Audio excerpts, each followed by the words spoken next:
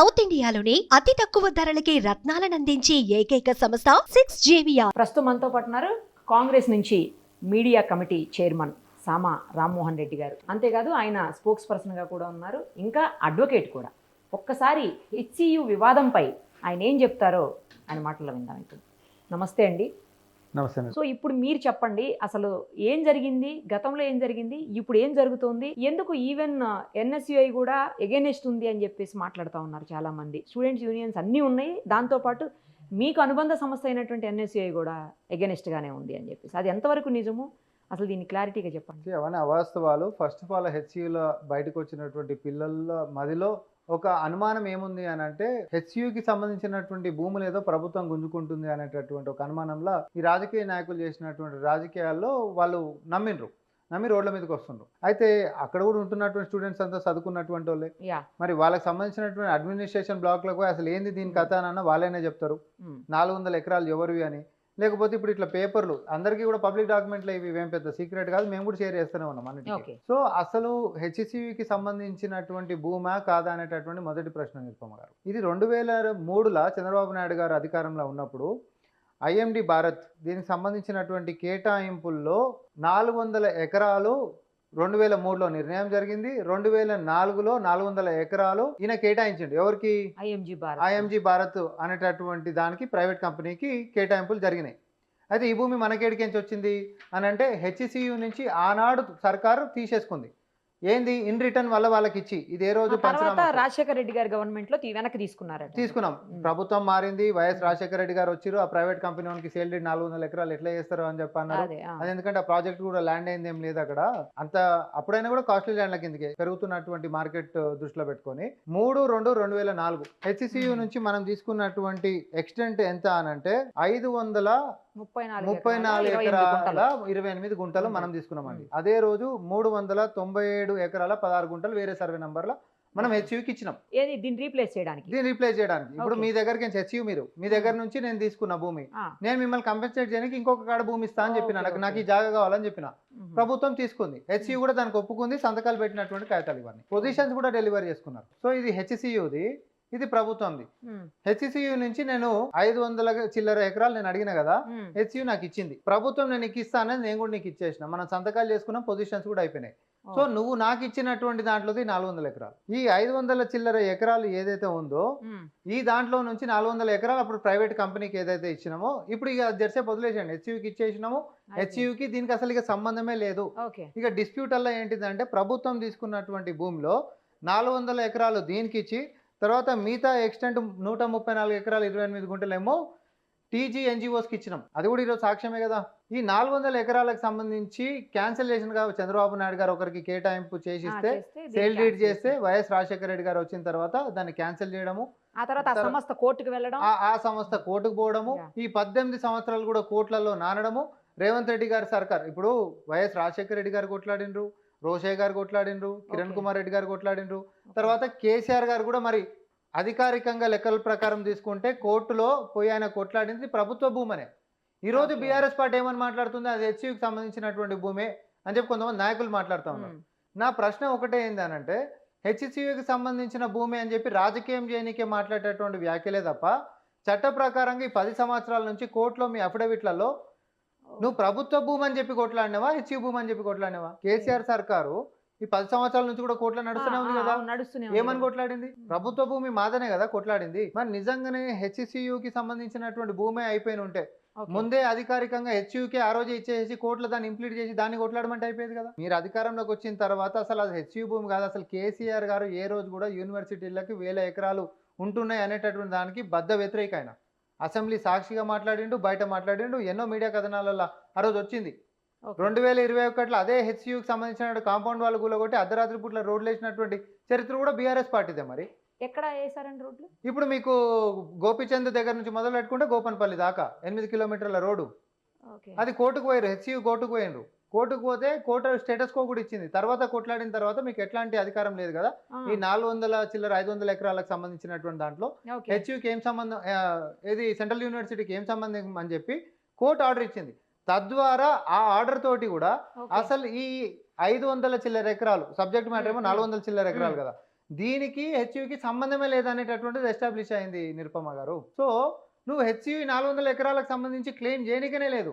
అది మీది కాదన్నప్పుడు కోర్టే చెప్పినాక ఇంకోటి 400 ఎకరాలు నేను ప్రభుత్వంలోకి ఇచ్చిన, నేను ఎక్స్చేంజ్లో నీకు ఇచ్చినటువంటి భూమి నీ కాడుందిగా, అది నువ్వు చూసుకో. నువ్వు నాకు ఎక్స్చేంజ్లు ఇచ్చినటువంటి భూమి లీగల్ డిస్ప్యూట్లు పడ్డాయి, 18 ఏళ్ళ సంది నేను కొట్లాడుతున్నా, వాళ్ళకి సేల్ డీడ్లు పాత ప్రభుత్వం ఒకళ్ళు చేసిపోతే మేము దాన్ని క్యాన్సిల్ చేసినాం, వాళ్ళు దాన్ని ఛాలెంజ్ చేస్తూ కొట్లాడిరు, మేము దాన్ని కొట్లాడుకుంటే ఈరోజు మళ్ళీ తిరిగి సాధించుకున్నాం. సో ఈ రోజు 400 ఎకరాలు మేము గెలిచిన తర్వాత అది కూడా ఏమో వన్యప్రాణులు ఉండేదో లేకపోతే ఫారెస్ట్ కేటగిరీలో ఉన్నటువంటిది కానే కాదు. ఇక్కడ అసలు ఇక్కడ పిల్లలకి తెలవాల్సినటువంటి విషయం, ఇంకొక విషయం కూడా ఏంటిది అని అంటే, అటవీ భూములని యూనివర్సిటీల కిందకి ఇయ్యరండి. ఓకే, అటవీ భూమి ఎట్లయితుంది? మాట్లాడుతారేమో హెచ్యు భూమి అంటారు, హెచ్యు భూమి కాదని చెప్పి నేను చెప్పిన ఇప్పుడు. ఎందుకంటే మీరే ఎక్స్చేంజ్ దాంట్లో హెచ్యు రిజిస్టర్ గారే మాకు పంచనామా చేపించి మరి పొజిషన్ హ్యాండ్ ఓవర్ చేసిండు. ఇన్ ఎక్స్చేంజ్ టు దట్ మేము ఇంకొక కడ మీకు జాగి ఇచ్చేసేసినాం, అది అక్కడికి అయిపోయింది. కానీ అది ఈ రోజు కొంతమంది అటవీ ప్రాంతం అనమాట, బీజేపీ వాళ్ళు వీళ్ళందరూ కూడా సెన్సిటివ్ ప్రాంతం, అటవీ ప్రాంతం అనమాట. అటవీ ప్రాంతం అని మన నోట్ తోటి మాట్లాడితే సరిపోదు, రెవెన్యూ రికార్డులు కూడా చెప్పాలి. అటవీ ప్రాంతం అని చెప్పి మన నోట్ తోటి కేవలం ఇప్పుడు మీకు బ్యాక్ హ్యాండ్నో ఇంకేనో పొలం ఉంటుందండి, దూర ప్రాంతాలలో పొలం ఉంటుంది, పడవ పెట్టిరు అనుకోరు, ఒక 10 ఏళ్ళలో 15 ఏళ్ళలో 20 ఏళ్ళలో చెట్లు చేమలు మొదలు వస్తాయి కదా, దాంట్లో పురుగు బుట్రా లేకపోతే చిన్న చిన్న కుందేళ్ళు అవో ఇవో ఏవో ఒకటి వస్తూనే ఉంటాయి కదా. ఈరోజు పోరంబోకు ల్యాండ్కి సంబంధించినటువంటిది అది ఖచ్చితంగా రెవెన్యూ రికార్డులలో కూడా చాలా స్పష్టంగా మేము చెప్పినాము. రెవెన్యూ రికార్డ్స్ మేమో కేవలం మేము చెప్పి మా సొంతంగా రాసుకునేటటువంటి అంశాలు ఉండనే ఉండవు. కంచా అస్తబల్ పోరంబోక్ సర్కారీ అనేటటువంటిది రెవెన్యూ రికార్డులలో ఉన్నటువంటిది, అంటే అది వేరే దానికి పనికొచ్చేటటువంటిది కూడా కాదు. అటవీ ప్రాంతాలని మేము బీజేపీ సర్కార్ లెక్కనో లేకపోతే కాళేశ్వరం పేరు మీద ఎవరికి సుక్క నీళ్ళు ఇవ్వకపోయినా కూడా ఈరోజు లక్షలాది చెట్లని కూలగొట్టినటువంటి పరిస్థితి మాది కాదు. పోరంబోకు ల్యాండే ఉందాడా, అది కూడా ప్రభుత్వం భూమి కాబట్టి 18 సంవత్సరాల కోర్టులో మేము కొట్లాడి ఈ రోజు కూడా దేనికోసం ప్రతిపాదించినాము నిరుపమ గారు, మేము కొట్లాడినాం. కొట్లాడితే అది ప్రభుత్వం పొజిషన్లోనే ఉంది. రెవెన్యూ అధికారులు అడిగి పోయిరు, పంచనామా చేసిరు, ఇది పోరంబోకు ల్యాండే అని చెప్పి తీర్మానించారు. మళ్ళీ కూడా అది ప్రభుత్వ పొజిషన్లోనే ఉంది. మనకు టీజీఐఏసీ ఏదైతే ఉందో టీజీఐఏసీ వాళ్ళు అడగడము, మేము దాన్ని ఆప్షన్ పెట్టుకుంటున్నాం అంటే టీజీఐఏసీ వాళ్ళకే మనము 75 కోట్లకి ఎకరం లెక్క మనము వాళ్ళకి ఇస్తున్నాము. 75 కోట్లకి ఎకరం లెక్క ఇస్తున్నాం మనం టీజీఐసీకి. రూపాయి 2 రూపాయలు కాదు, లేకపోతే అప్పనంగా ఎవరికో దోచిపెట్టనికే కాదు. వీళ్ళు అంటున్నట్టుగా వీళ్ళే కొట్టేస్తారు అనేటటువంటి ఆస్కారం ఎక్కడ ఉందో ప్రతిపక్ష పార్టీలు చెప్పాలి. ఆల్మోస్ట్ మార్కెట్ రేట్ కి ఈక్వల్ దగ్గరగా 75 కోట్లకి ఎకరం లెక్క అంటే సుమారు 30,000 కోట్ల రూపాయలు కేవలం ఇప్పుడు ఈ 400 ఎకరాల మీద ప్రభుత్వం డిసైడ్ చేసినటువంటి రేటే. ఇప్పుడు నేను ఇదే మాట చెప్తా, బిఎస్ఎన్ఎల్ విలువ కొన్ని లక్షల కోట్ల రూపాయలు ఉంటే అప్పనంగా ఎవడో ప్రైవేట్ వాడికి అప్పచెప్పినట్టు, లక్షల కోట్ల విలువ ఉన్నది 1000 కోట్లలో అప్పచెప్తున్నట్టు పరిస్థితి ఇది కాదు కదా. ఈరోజు వాటి విలువలు భూముల విలువలు తీసుకున్నా సరిపోతుంది అసలు. ఇప్పుడు అది టీజీఐఐసి మళ్ళీ దాన్ని డెవలప్ చేసి ఆప్షన్కి పోతారు, వాళ్ళు ఆప్షన్కి పోతారు. ఓహో. సో మేము అనేటటువంటిది ఏంటిది అని అంటే, రేపొద్దున ఒక హై క్లాసు ఐటీ సెక్టర్ మనకు ఆడికి వస్తున్నప్పుడు, తర్వాత మల్టీపర్పస్ దాన్ని కూడా మనం వినియోగించుకుంటున్నప్పుడు, రేపొద్దున అక్కడ కడుతున్నటువంటి కంపెనీలు ఏ వచ్చినా కూడా అది అమెరికా వాడు కొనుక్కొని ఇంకోటి కొనుక్కొని ఎవడన్నా కొనుక్కొని పెద్ద పెద్ద కంపెనీలు కొనుక్కొనే వస్తాయి అని అనుకుందాం, కొనుక్కోవాలనే మనం కోరుకుందాం. కొనుక్కొని వచ్చి కట్టినాక కూడా ఎవ్రీ ఇయర్ పన్నులు కట్టరా అండి మనకి? స్టూడెంట్స్ అనేది ఏంటంటే అండి, అట్లాంటి కమర్షియల్ యాక్టివిటీస్ కాకుండా స్టూడెంట్స్కి ఉపయోగపడేలాగా ఏదైనా రీసెర్చ్ సెంటర్కో లేకపోతే గవర్నమెంట్ ఎడ్యుకేషనల్ ఇన్స్టిట్యూషన్స్ అట్లాంటి వాటికి ఏమన్నా చేయండి, లేదంటే కనీసం ఏమన్నా గేమ్స్ స్పోర్ట్స్ అట్లా దానికన్నా యూజ్ చేయండి, అంతే తప్పించి దీనికి యూజ్ చేయడానికి వీల్లేదు. ఇది కనుక మేము వదిలేస్తే మళ్ళీ తర్వాత మొత్తం ఆక్యుపై చేసే అవకాశాలు ఉంటాయి, ప్రభుత్వం మా దాంట్లోకి అట్లా జరిగిపోయి మొత్తం తీసుకుంటారు అని చెప్పేసి వాళ్ళు. 1000 ఎకరాలు ఉంది కదా ఇంకా కూడా యూనివర్సిటీ, నిరుపయోగంగా ఉన్నటువంటివి 100 ఎకరాలు ఉంది, ఇంకా సరిపోదు అనేటటువంటి కాన్సెప్ట్ ఎక్కడ ఉంది? మీరు నిజంగానే కాంపౌండ్ మొత్తం కూడా ప్యాక్ అయిపోయింది, అయినా కూడా మనం చేసినటువంటిది కూడా నిర్ణయాలు వెనక్కి తీసుకొని ఎడ్యుకేషనల్ ఇన్స్టిట్యూషన్స్ని కూలగొట్టేటటువంటి పరిస్థితి ఇది కాదు కదా. ఎవరికైనా కూడా ఫర్ దట్ మ్యాటర్ మనం ఎవరికైనా ల్యాండ్ కేటాయింపులు చేసాం అనుకోండి, వాళ్ళు నిరుపయోగంగానే పెట్టుకోరు అనుకోండి, తిరిగి తీసేసుకునేటటువంటి చట్టం ఉంది నిరుపమ గారు, అది చట్టమే. నేను నీకు కేటాయింపు చేసినా కూడా దశాబ్ది కాలం నువ్వు దాన్ని నిరుపయోగంగా పెట్టావు. పర్పస్ ఆఫ్ బిజినెస్ నువ్వు అడుపు చేసి ల్యాండ్ చేసిందే లేదనుకో, నాకు ఇచ్చే నీకు చేతగానప్పుడు అని చెప్పి తీసుకునే హక్కు చట్టం ఉంది అంటున్నా నేను. సో అట్లాంటప్పుడు యూనివర్సిటీ ల్యాండ్ ఇది అనేటటువంటి పోనీ అట్లా కూడా లేదు కదా. యూనివర్సిటీ వాళ్ళే మనకి ఇన్ ఎక్స్చేంజ్ ఇచ్చినటువంటి ల్యాండ్ని ఇది మాదనంటే ఎట్లా?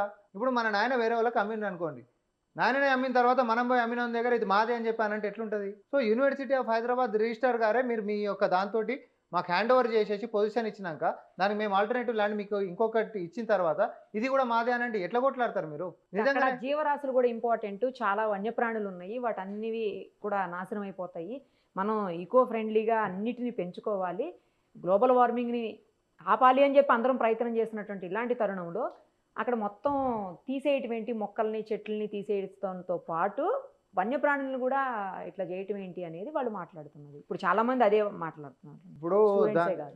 దానికి సంబంధించినటువంటి దాంట్లో వన్యప్రాణులు నిజంగానే ఈరోజు ఏఐలో వాళ్ళ ఇమేజ్లు క్రియేట్ చేసి నిన్నగాక మొన్న సోషల్ మీడియాలో ఒక జింకను చంపిరు ఇల్లే. ఆ జింకను ఎడికని తెచ్చి చంపిరో బీఆర్ఎస్ ఓన్కి బీజేపీ ఓన్కి తప్ప ఎవరికి తెలియదు ఈ ప్రపంచంలో. అంటే ఒక ఫేక్ న్యూస్ ప్రాపగేట్ చేసి రేవంత్ రెడ్డి గారి సర్కారు మీద ఒక బురద జల్లేటటువంటి ప్రయత్నాలు చేసిరు. తర్వాత మళ్ళీ పనులు ఏమంటారు నాలుకే ఖర్చుకున్నారు, ఇమీడియట్గా డిలీట్ చేసిరు అందరు. అంటే అసలు అది Okay. ఏడికించి తెచ్చిరు, ఈ జేసీబీలు పోతే ఏదో జింక చచ్చిపోయింది అనేటటువంటి ఒక తప్పుడు సమాచారాన్ని ఎక్కడో చనిపోయినటువంటి జింకను తీసుకొచ్చి ఇక్కడ పెట్టి మొన్న చేస్తున్నటువంటి కార్యక్రమాల్లో భాగంగానే చచ్చిపోయిందని ఫస్ట్ పోస్ట్ చేసి తర్వాత అది ఫేక్ అని తెలిసి ప్రాపగేట్ అయిపోయింది అన్నాక అందరు డిలీట్ చేసేసారు. ఎందుకంటే అది ఫేక్ అంట. కొంతమంది మీడియా వాళ్ళు కూడా ఎక్స్ప్లెనేషన్లు పెట్టారు దాంట్లో. మేము మిగతా వాళ్ళు పెట్టినటువంటి చూసి నమ్మి మేము కూడా పోస్ట్ చేసినాము. తర్వాత తెలిసింది ఏంటంటే ఇదంతా ఫేక్ న్యూస్, ఆ జింక దానికి సంబంధించింది కాదు, అది టైమింగ్ది కాదు, ఈ ప్రాంతంది కూడా కాదని చెప్పి తెలిసింది, కాబట్టి మమ్మల్ని క్షమించండి అని చెప్పి అధికారికంగా మీడియాలో పోస్ట్ చేసినటువంటి వాళ్ళు మళ్ళీ క్షమాపణలు ఆన్లైన్లో పెట్టిర్రు. ఓకే, కానీ ప్రజల్లోకి ఏమని తీసుకొని పోయారు?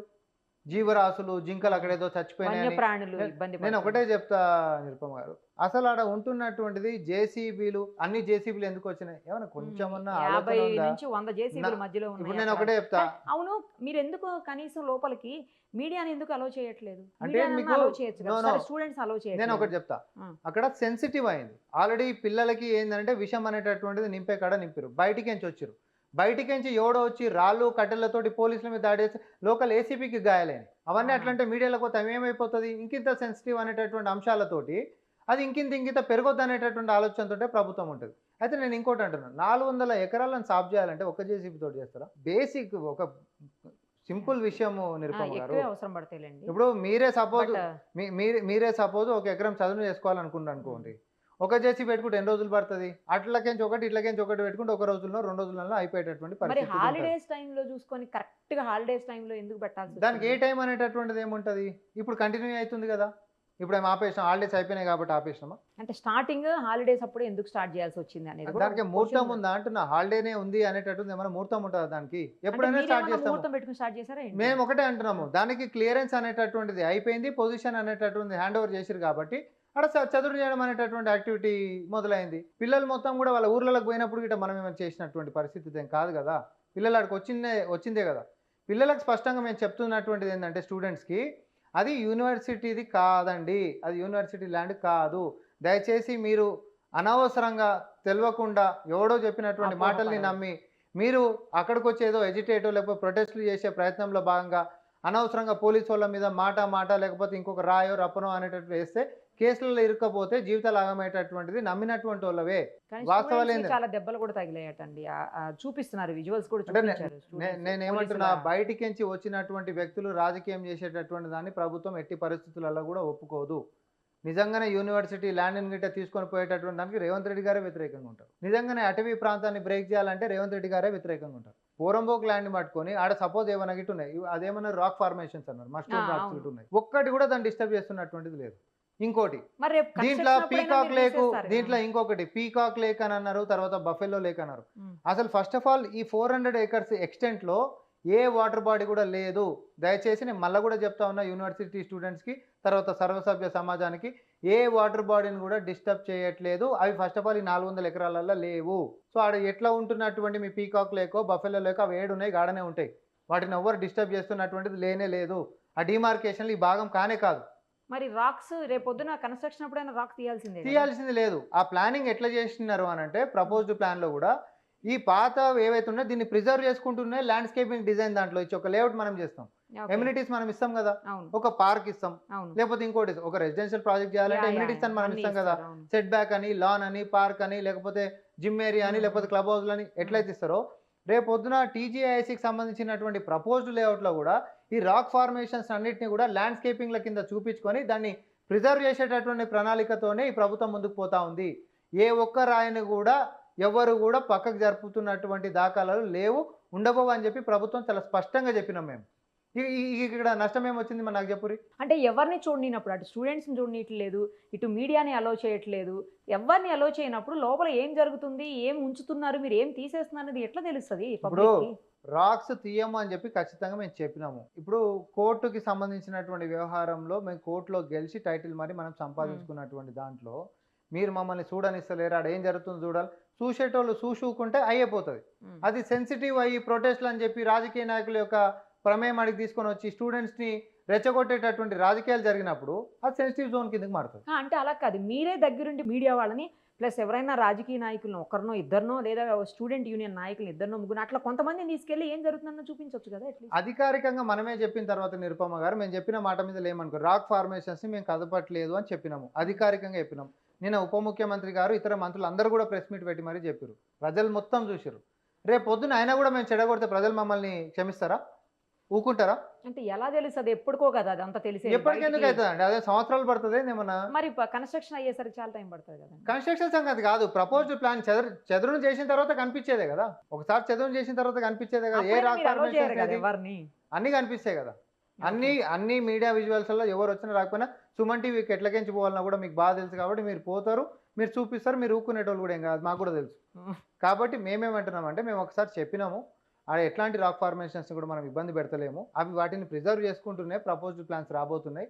అంతేకాదు వాటర్ బాడీస్ అని చెప్పి ఏవైతే పిల్లలు ఫీల్ అవుతా ఉన్నారో అవి అసలు ఫస్ట్ ఆఫ్ ఆల్ ఈ 400 ఎకరాల కిందికి కవర్ అయితే లేవు, ఈ డిమార్కేషన్ల భాగమే కాదు, అవి కూడా డిస్టర్బ్ అయితే లేవు అనేది అన్ని చూపిస్తాం. అన్ని లీకేజ్లు ఆల్రెడీ వస్తూనే ఉన్నాయి. ఇప్పుడు చదును అనేటటువంటిది అక్కడ దాకా కూడా ఇంకా పోలేదు కదా, చదును చేసేటటువంటిది అక్కడ దాకా కూడా ఇంకా పోలేదు. అన్నీ అయిపోయినాక కూడా బహిరంగంగానే చూపిస్తాము, ప్రజల మధ్యలోనే పెడతాము. ఇలా దాచిపెట్టుకొని చేసేటటువంటి అంశాలు ఏవి కూడా లేవు. ఇప్పుడు సచివాలయం కడుతుంటే అసలు పెట్టి ఒక మీడియా నన్ను లోపలికి ఎలవ్ చేసిరా, అంటే అదే ఫాలో అవుతున్నారు, ఎలవ్ చేసిరా, మేమని ఇంక ఎలవ్ చేసాం. కానీ తర్వాత అక్కడ ప్రొటెస్ట్లు, స్టూడెంట్స్ అక్కడ జేసీబీలను ఆపేటటువంటి ప్రయత్నాలు ఇవన్నీ జరుగుతున్నాయి కాబట్టి మనం ఆపినాం. మీరు దయచేసి అర్థం చేసుకోవాలి, వాళ్ళకి మాకుంటున్నటువంటి తేడా. మనం ముందు పోయేటటువంటి ఆస్కారం అందరు స్టూడెంట్స్ కూడా పోయి రాడికి, కానీ పోయిన వాళ్ళు పోయి చూసి ఊకుండేటటువంటి అంశం లేకుండా ఎవరో చెప్పింది నమ్మడం, తర్వాత కొంతమంది బయటికించి జనాలు యూనివర్సిటీకి సంబంధం లేనటువంటి వాళ్ళు రావడం, అక్కడ గొడవలు చేసేటటువంటి కుట్రలు చేయడం, ఇవన్నిటిని పసిగట్టినటువంటి ప్రభుత్వం అక్కడ కొంచెము నియమాలు నిబంధనలు పెట్టినాం. దీంట్లో తప్పేముందో నాకైతే అర్థమవుతలేదు. సో హెచ్సియు స్టూడెంట్స్ భయపడాల్సినటువంటి అవసరం ఏం లేదు. అది మీ జాగా కాదు, మీ జాగా ఎప్పుడో 2004లోనే ఇచ్చేసేసినటువంటి జాగా, అది మీది కాదు, స్పష్టత నెంబర్ 1. తర్వాత మీరు అనుకుంటున్నటువంటి పీకాక్ లేకు, బఫెలో లేకు, ఈ వాటర్ బాడీస్కి సంబంధించినటువంటిది ఏ రకంగా కూడా డిస్టర్బ్ కాబోదు. ఎందుకనంటే ప్రపోజ్డ్ 400 ఎకరాలలో వాటర్ బాడీస్ లేవు. మరి ఆ వన్యప్రాణులన్నీ ఎక్కడికి పోవాలి? హెచ్యూలోనే ఉంటాయి. ఎక్కడ పోతాయి? హెచ్యూలో ఇంకా కూడా ఇప్పుడు మొత్తం ఎంత ఎక్స్టెంట్ ఉందా, ఎన్ని 100 ఎకరాలు ఖాళీగా ఉంది. ఇప్పుడు ఈడ ఉన్న ఇళ్ళనే ఉంటాయి కదా, ఇంకా బ్రహ్మాండంగా వన్యప్రాణుల మధ్యలోనే ఉండొచ్చు. ఇప్పుడు నేను రాజకీయం మాట్లాడతలేను, కానీ సౌత్ బ్లాక్ లో మీరు కట్టుకున్నటువంటి దానప్పుడు కూడా అంతకంటే దట్టమైనటువంటి చెట్లు ఉండే, అంతకంటే జీవరాశులు ఎక్కువ ఉన్నటువంటి ఉండే. మరి హెచ్యూ ప్రిమైసెస్ లోపలనే కట్టుకున్నప్పుడు కూడా జీవరాశులకు అన్యాయం జరిగింది, పర్యావరణానికి అన్యాయం జరిగింది ఆ బిల్డింగ్ కట్టినప్పుడు. మరి దాన్ని ఎట్లా అంటారు? మీకో న్యాయం మాకో న్యాయం అనేది ఉండదు కదా. ఇప్పుడు ఖాళీగా ఉన్న మిగతా జాగాలలో కూడా మీరు మాకు ఎడ్యుకేషన్ కోసం కావాలనుకుంటున్నప్పుడు భవిష్యత్తులో మీరు కట్టినా కూడా మరి వన్యప్రాణులు, జీవరాశులు, చెట్లు, చేమలకి అన్యాయం జరుగుతుంది కదా. అంటే మీరే ఉద్దేశంతో మాట్లాడుతున్నారు? మీకో న్యాయం మాకో న్యాయం ఉంటుందా? ఇది పద్ధతేనా? సో ఎన్ఎస్యుఐ వాళ్ళు కూడా మీకు అగైనెస్ట్ ఉన్నారు. అవి తప్పుడు సమాచారాలు సోషల్ మీడియాలో వేరే వాళ్ళు పెట్టి చేసినటువంటి తప్పుడు సమాచారాల భాగం మాత్రమే అది. స్పష్టత లేకుండా మిగతా వాళ్ళు పాపం పిల్లలు రోడ్డు మీదకి వచ్చి చేస్తున్నటువంటిదే, అంతే తప్ప పాపం వాళ్ళకి స్పష్టత ఇయ్యనికే నిన్న కూడా ఎంతోమంది ఎన్విరాన్మెంట్స్లో వచ్చి గవర్నమెంట్ మా అఫీషియల్స్ తోటి కూడా మాట్లాడారు, రాజకీయ నాయకులతో కూడా మాట్లాడారు. వాళ్ళకి సవివరంగా మేము చెప్పడం జరిగింది, వివరించడం. వాళ్ళు కూడా అన్నటువంటి ఏంటంటే ఎస్ ఇది ప్రభుత్వ భూమే, ఎందుకంటే ఇవన్నీ చూడలే వాళ్ళు. ఫస్ట్ ప్రభుత్వ భూమే సార్ మేము కాదనట్లే, మరి ఆ జీవరాశులకు సంబంధించిన ఆల్టర్నేటివ్స్కి మీరు చూస్తారంటే ఖచ్చితంగా అవి మళ్ళీ హెచ్సియులనే బ్రహ్మాండంగా ఉంటాయి, ఇబ్బంది ఏం లేదు. ఇక్కడ ఏదో కేవలం కట్టిన బిల్డింగులు తప్ప మిగతా మొత్తం ఏదో ప్రభుత్వం గుంజుకుంటుంది అనేటటువంటి అంశం కానే కాదు. ఎప్పుడో 18 ఏళ్ల క్రితము హెచ్సియు ఇచ్చేసినటువంటి భూమి గురించి ఇంకా కూడా మాదే అనుకొని భావిస్తున్నటువంటి విద్యార్థులకు మేము ఇస్తున్నటువంటి స్పష్టతకి ఇదే, అది మీ భూమి కాదండి, మీరు దాని గురించి అపోహలు వద్దు. సో ఇది ప్రభుత్వం ఏమనుకున్నదో అది కంటిన్యూ చేస్తారు, ఆపే ప్రసక్తే లేదు. ప్రభుత్వ నిర్ణయం కదా అది, అదే అది ప్రభుత్వ నిర్ణయం. అండ్ ఇంకొకటి, తెలంగాణ డెవలప్మెంట్ అనేటటువంటి దాంట్లో భాగంగా జరుగుతున్నటువంటిది, ఇందులో ప్రత్యక్షంగా పరోక్షంగా కొన్ని లక్షల మందికి ఉపాధిని ఇచ్చేటటువంటి అవకాశాన్ని ప్రభుత్వం ఎట్లా వదులుకుంటాం? ఇటు ఒక పక్క ఉపాధిని ఇస్తూ ఆక్షనే చేస్తున్న మనం ఉత్తమ పుణ్యానికి ఎవరికో ప్రైవేట్ వాళ్ళకి అలాట్ చేస్తలేం కదా. నరేంద్ర మోడీ గారు లక్షల కొద్ది ఎకరాలను అడగోలుగా కార్పొరేట్లకు ఇచ్చి మైనింగ్ల కోసం ఇస్తున్నటువంటిది కాదు కదా. ఇది మొన్న పార్లమెంట్లో అఫీషియల్గా వచ్చినటువంటి జవాబు. గత 10 సంవత్సరాల్లో ఎంత అటవీ ప్రాంతాలని అన్యాక్రాంతం చేసిండ్రు in the name of development అని అడిగినటువంటి ప్రశ్నకి వాళ్ళు ఇచ్చినటువంటి జవాబు ఏంటిదంటే, అక్షరాల 1734 స్క్వేర్ కిలోమీటర్స్, 1734 స్క్వేర్ కిలోమీటర్స్ అటవీ భూమి నిరుపమ గారు. అది రెవెన్యూ రికార్డులలో అటవీ భూమి అని ఉంటున్నటువంటి ప్రాంతాలనే వాళ్ళంతా మార్చారు. ఇక లేనటువంటి వాటి గురించి నేను చర్చ పెద్దది. సివిల్ సొసైటీస్కో ఇంకో వాళ్ళ దగ్గరికి పోతే వాళ్ళు 10 లక్షలలో చెప్తారు. వాళ్ళు ఇచ్చినటువంటి అధికారికంగానే ఇన్ని లక్షల ఎకరాలకు సంబంధించి ఉంటే, మరి మీరు ఈరోజు వచ్చి ప్రాణులు తర్వాత జీవరాశులు అని అంటే లక్షల కొద్దీ 10 లక్షల కొద్దీ ఒక్కొక్క రాష్ట్రంలో మీరు అడవిని సంపదను మొత్తం కూడా కుల్లబొడుస్తుంటే, ప్రైవేటు అదానీలకి అంబానీలకు వాళ్ళ మైనింగ్ల కోసము ఇంకో దానికోసం మీరు అప్పనంగా అప్పచెప్తుంటే, అండ్ ప్రభుత్వ భూమి ప్రభుత్వ ఆస్తి కదా మంచి కోసం వాడాలనేటటువంటి మాకేమో ఉపన్యాసాలు ఇస్తున్నారు. మరి అదే ప్రభుత్వ రంగ సంస్థల్ని అప్పనంగా అడ్డికి పావుసేరు ప్రైవేటోనికి అమ్మక దొబ్బుతుంటే, ఈరోజు ఇదే ఏవీపీ నాయకులు ఎక్కడ పోయారండి? విద్యార్థి లోకం అనేటటువంటి తప్పని ఏ రకంగా ఎవరు చేసినా కూడా మీరు ప్రశ్నించాలి కదా. మరి బిఎస్ఎన్ఎల్ అమ్మినప్పుడు ఎక్కడ పోయారు? పోర్ట్లను అమ్మినప్పుడు ఎక్కడ పోయారు? ఎయిర్పోర్ట్లను అమ్ముతున్నప్పుడు ఎక్కడ పోయారు? రైల్వేలను అమ్మేటటువంటి ప్రయత్నం చేస్తుంటే ఎక్కడ పోతురు? ఇప్పుడు ప్రభుత్వ రంగ సంస్థలు కావా, లేకపోతే కొలువులు ఇచ్చేటివి కావా, లేకపోతే వాటికి వేల ఎకరాల భూములు లేవా? దానికి ఒక న్యాయం, దీనికి ఒక న్యాయం ఉంటుందా? జెండా పట్టుకోగానే దీన్ని అవతలని మాత్రం విమర్శించవద్దు, మనం చేసేది మొత్తం ఏమో సుఖమైపోతుందా? దయచేసి ఇట్లాంటి రాజకీయాలకి ఒక విశ్వవిద్యాలయం మాత్రం వేదిక కావద్దు. తప్పని చెప్పి మీరు అనండి, మేము వివరణ ఇవ్వాల్సినటువంటి బాధ్యత ప్రభుత్వం మీద మాకుంది, మేము ఇస్తాం, మా బాధ్యత అది. మేము తప్పు చేసి నిజంగా నాడికి వచ్చినాం అనుకో, మమ్మల్ని కార్నర్ చేస్తారు 100%. కానీ మీ స్టాండ్ ఏంటిది? యమునా ప్రక్షాళనకేమో మేనిఫెస్టోలో పెట్టి ఎన్నికలు గెలుస్తారు, మూసి ప్రక్షాళన మన నగరంలో చేసుకుందామంటేనే కాళ్ళలో కట్టెలు పెడతారు. మీ స్టాండే డిఫరెంట్ అంటున్నాను. సో బీజేపీకి మాట్లాడేటటువంటి నైతిక అర్హతనే లేదు. గత 10 సంవత్సరాలు ఏదైనా కన్స్ట్రక్టివ్గా నిజంగానే మనం చెట్లు పెంచినటువంటి పరిస్థితి ఏదైనా ఉందా అంటే అది ఎక్కడ కూడా కనిపిస్తుంది. ఇవన్నీ ఎందుకు? పొల్యూషన్ అనేటటువంటిది లంగ్ స్పేస్ అని మాట్లాడతారు వీళ్ళు. ఏమనంటే ఢిల్లీ కంటే ఎక్కువ పొల్యూషన్ అయితే ఇక్కడ లేదు కదా. మరి ఢిల్లీలోనైతే అంతకంటే ఎక్కువ పొల్యూషన్ ఉంది కదా. మరి ఉంటున్నటువంటి పార్లమెంట్ మంచిగా భవనం చక్కదనంగా ఉంటున్నప్పుడు 100 ఏళ్ళు 120 ఏండ్ల చెట్లని, వేల సంఖ్యలో చెట్లను మొత్తం నరికేసేసి కొత్త పార్లమెంట్ కట్టాల్సినటువంటి అవసరం ఏమొచ్చినుండే? నువ్వు నగరం నడిబొట్టులనే కదా నువ్వు ఉన్న చెట్లను మొత్తం నరికిపడేసింది. అది ఇంకా అవసరం లేనటువంటి దానికి కదా. ఇదేమో పోరంబోక్ ల్యాండ్. పోనీ అదని అట్లా కాదుగా, కళ్ళమ్మగుంట 100 సంవత్సరాల చెట్లు కనిపిస్తున్నాయి. ఇప్పుడు 400 ఎకరాలు అట్లాంటిది మనకి ఉందా? ప్రజలకు సంబంధించింది కదా, ఇది అలా కాదు కదా, ప్రైవేట్ సంస్థలకు అప్పచెప్తున్నారు. ఉన్న పార్లమెంట్ సరిపోతుంది కదా అంటున్నా నేను. ఎక్స్ట్రా అనేది అవసరం లేనటువంటిది కదా. ఇక్కడ సచివాలయం కూడా అదే మాట అన్నాం మేము. కొత్త సచివాలయం అంటే వాళ్ళు వచ్చిన తర్వాత మేము ఉంటున్నాం అంటే అనివార్యం, మేము ఉండాల్సిందే. కానీ నిర్ణయం ఏందంటున్నాం, మన ప్రయారిటీ ఏంది అని అంటున్నాం. ఫారెస్ట్ ల్యాండ్ గిట్ట రేవంత్ రెడ్డి గారు ఖరాబ్ చేసిండ్రా? చేయలే.